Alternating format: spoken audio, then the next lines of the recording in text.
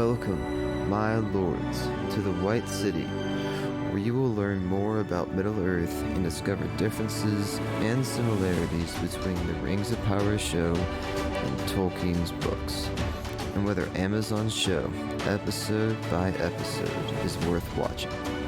I'm Philip Dutt, your host, and I'll be joined by Matt Vandervoort. I hope you enjoy. Hey guys, today we're going to be talking about storytelling, how Tolkien's storytelling, is pretty awesome. I think that's definitely one of the best parts of his books, and also thinking about how the Rings of Power in a big way kind of failed because of its poor storytelling in some degrees. So thinking about that and thinking about how storytelling today could be improved, just thinking about how Tolkien told his stories. And I guess one way, Tolkien had very good writing. So I think just, as far as his books are concerned, that is one thing that probably made them popular. I think a lot of other stories that are kind of going off of Tolkien, like the Aragon books, for instance, they're fun, written for teenagers, but their writing quality isn't the greatest. But admittedly, it's pretty good for a 19-year-old. The first book. That's true. He wrote it at 19, but I did like that stuff back then. I have only read the first couple. We got all of them. When we started reading them, me and my older brother, it was about the time that we finished the second book that he came out with the third one. Oh. Then okay. He came out with the fourth one, so we just kind of kept going. I read the first one in a day. Really? And then I read the second. Yeah. And then I read the second one. Well, okay, it wasn't technically a day because I did take a break because my mom made me take a break, but I had 2 chapters left. Yeah. So I could have done it fully in a day, but it was really good. And then That's crazy. I read the second one a couple years later, and then I haven't read any of them since then. This is a total tangent and not related to Tolkien at all. But the one thing I do have against those books is that it's just the plot of Star Wars. That's what so many people have said. It's good because I love Star Wars and I love fantasy, which means Star Wars is space fantasy. But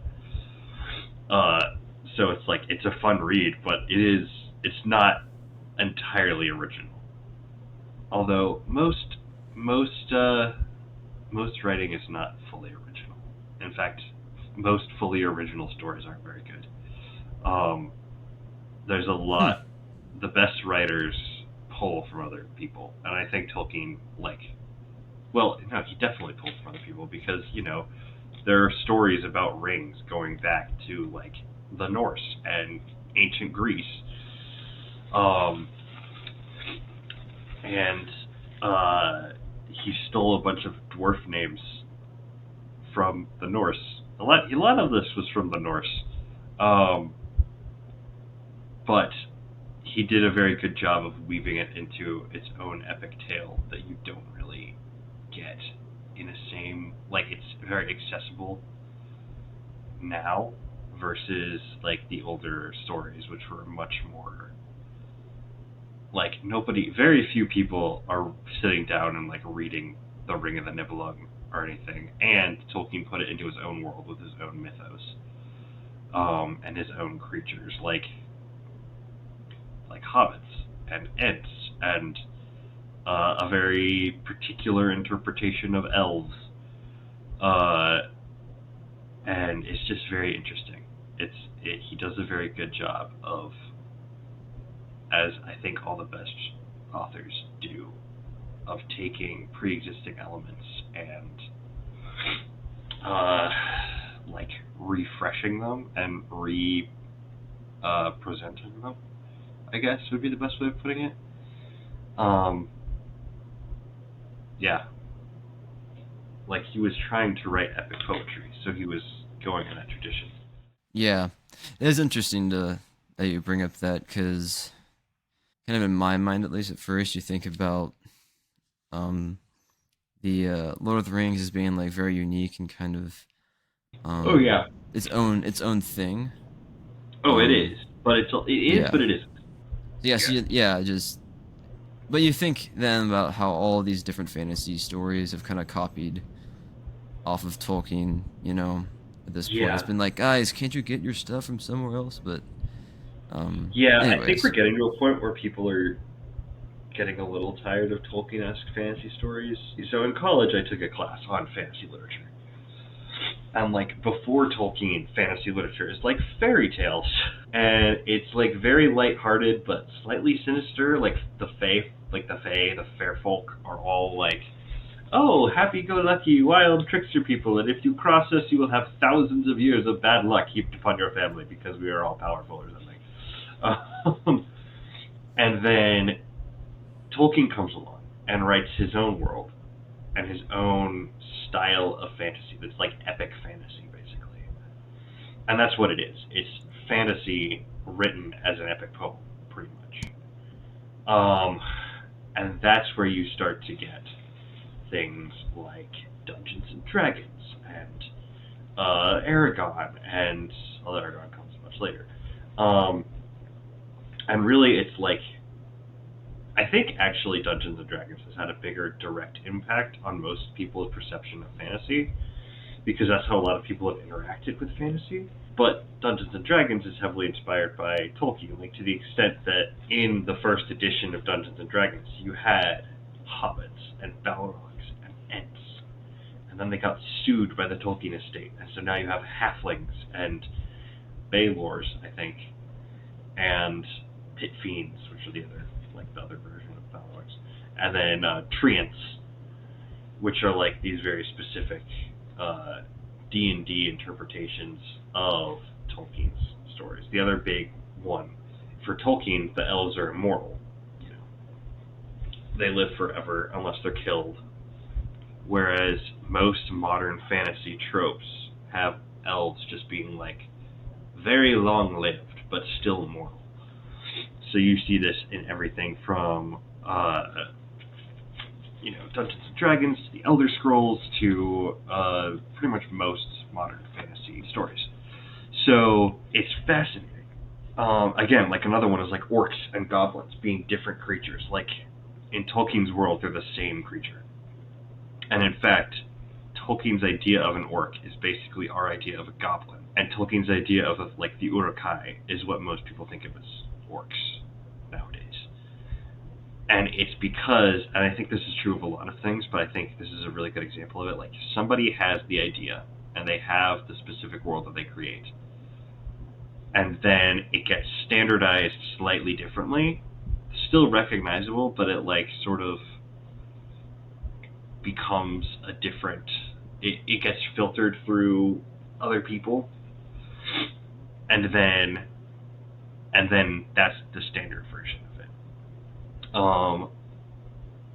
And of course, you have a lot of those things coming through. Then you have the Peter Jackson movies that standardize a lot of things, like you know, Scottish dwarves for some reason, even though they should be Vikings, but they're just Scottish. Well, Scottish people are rated, but it's just like you have things like that now, like anytime you do a dwarf, like any pop culture dwarf is going to sound Scottish or maybe Irish.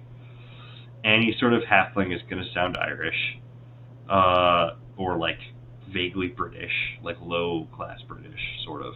You get the elves are all British, the orcs are all Cockney.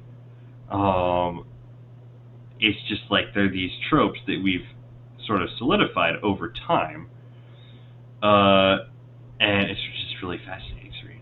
Um, I play a lot of Dungeons and Dragons, and so a lot of these tropes are really interesting because they are so clearly derived from Tolkien. Like you can get cursed rings and magical rings, and they're halflings and elves, and like the standard lineup is like like there's like an old school of D&D that like no, you can only play races that are found in Tolkien. Uh, and then there's also because like in modern 5th edition Dungeons and Dragons, there's like 40 something playable races. Maybe it might even be up to like 60 now. I don't know. It's a lot. But so you have these sort of tropes that are recognizable fantasy tropes, but like different now, and but they're still like Tolkien is at the basis of them, the baseline of them. Like elves are not these short little tinker people that like now we would call gnomes. Like the elves that you see, the biggest example of that we have to this day is Santa's elves. Is like that's what an elf was before Tolkien, and then he turned them into these like otherworldly mystical beings, and it's just like okay. That's an interesting idea. Like he's bringing them back in a lot of ways. He's getting these ideas from Norse myth, but he's bringing back older versions of them. And I think that's one thing that a lot of people could stand to do with storytelling these days is looking back to older stories and bringing them back into vogue. I mean, like, you got to be good at writing to pull it off. You got to, like, a lot of things that he does you can't do if you're not as good at storytelling, because an epic story told by a bad storyteller is just a long, boring story. But if you're an engaging storyteller, you can make even the least interesting story captivating. So it's really important, I think, to look at how Tolkien was writing and what he was writing, because he was writing epic poetry. So if you're going into it like, oh, I really want to watch these characters develop and stuff, it's like there's some of that there, but like it's pretty much just the characters are pretty static. Like obviously they're not fully static, or else it'd be really boring. But like Aragorn, especially in the books, like he's sort of hesitant to become king, but like pretty much the whole time he's like, yeah, I'm gonna go become king eventually. Sam is like stalwart through the whole thing. Even Gollum, who like looks like he's gonna have a character arc, just doesn't. Like, like he has this character arc where it's like you think he's gonna be good and you think he's finally gonna redeem himself, and then in the end he redeems himself by not redeeming himself. Like he reverts back to Gollum and jumps on Frodo and steals the ring. And I think that so many stories these days are character driven to the extent that we don't think non-character driven stories are good, because we're like, oh, these characters are flat and boring. Well, it's just like it's more about the world, or it's more about the themes, or it's more about the languages or whatever than it is about like Frodo. Like, not gonna lie, I like Frodo, but he's not like super interesting to read in my opinion.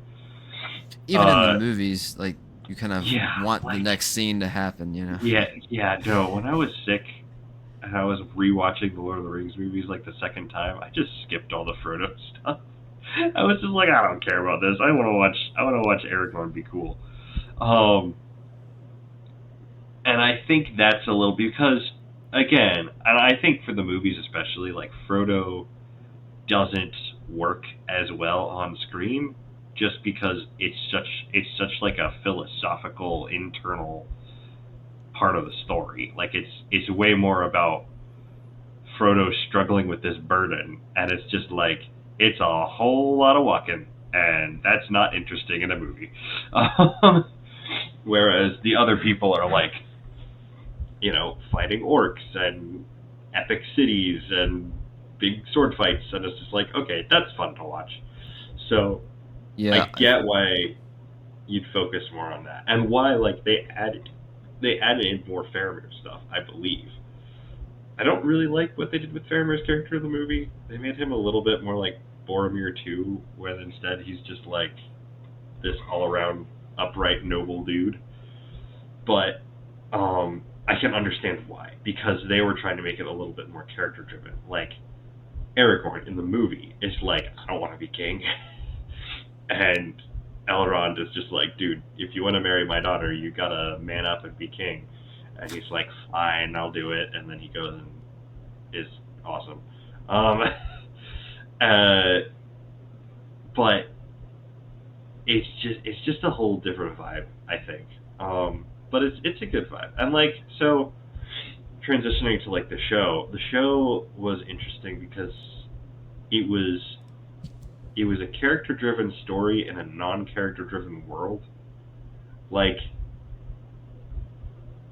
they're epic characters in the Lord of the Rings that do things that affect the world. And we met several of them. But it's like they do like three things in Tolkien's work. They're like pointed out for doing like three things. And this show was like, we gotta show their entire lives. And it's just like, it's just not that interesting. And you're missing the point. And it's not something I mean, I enjoyed the show because I am pretty easy to please when it comes to television shows. But I think that having the show be the way it is, it's at a point in the story where there's just not much happening. Like, there's a lot happening over the course of like 500 years, but they're trying to condense that down into like a decade. And so they're trying to focus on the characters when the focus should be on the events. And if you want to show characters, show new characters, which they have done, to be fair. But I don't think people care about the new characters because they're new characters that they don't have any emotional connection with. Honestly, the if I had been in charge of the show, I just would have been like, let's just make a new show. Like, you're not going to spend as much money on it as they did, but it's just like, if you want to write a character-driven fantasy story, you can. That's really easy. Like, not really easy, but like, you can do it. I think Game of Thrones really showed that because it's like super character-driven, as to my understanding. I have not seen the show. I sort of want to, but I don't want to watch it now because it's really bad, and I've just followed along. But like, I know in the books, it's written, like each chapter is written from a specific character's perspective. So it's like, it's incredibly character driven because you're seeing it through the eyes of the characters. And you're seeing the world through the eyes of the characters. Whereas with Tolkien, it's like you're being told about this, like it's a history book. Did you ever like hear about like the Yeah. in the Hunger Games? It's all from like the like first person present, like Okay. it's really weird. Yeah. It's all about Yeah. like Katniss, like, and I went, or, and as I walked this way, or I don't know. Yeah. I've never actually read it, but anyways. Yeah, I haven't either. I need to. My mom didn't let me read it when they came out, which I was a little mad about because they were really popular at school. But Yeah. yeah, I know with Game of Thrones, sorry, to give it the proper title, A Song of Ice and Fire. Which, first of all, like the first book in the series is A Game of Thrones, but like A Song of Ice and Fire, props to Martin. That is an awesome title for a fantasy series. Like that should have been the name of the TV show because it's just awesome. Anyways, I don't like a ton of Martin's stuff, but I gotta give him props for that. That's pretty cool. Like, there's things I disagree with him on, but naming of his shows or of his books is not one of them. They're all pretty epically named. But yeah, so the books are all written character perspective wise, whereas Tolkien's books are all written like as a story being relayed, basically. You do get some character thoughts every now and then, I think. It's been a while since I've read the books. But it's mostly like it's interspersed with songs, and it's like the events that happened as they happened. The in-universe explanation for the book is that it is a book in the universe. So we have this idea, like, so it's presented as an accounting of an event rather than like Frodo's journey to destroy the ring. And so that's why you have like like in the news, we don't follow. It's just, I mean, you follow individuals, but it's not like, well, let's see what, like, I don't know, the Speaker of the House's day was like today. It's like, that's not what people are interested in. So, Yeah, no, it's good storytelling is hard to come by. Thanks for visiting the White City. Before you leave, please subscribe to our podcast and check us out at thewhitecitypodcast.com. Consider supporting my movement on Facebook, keeping the rings of power pure.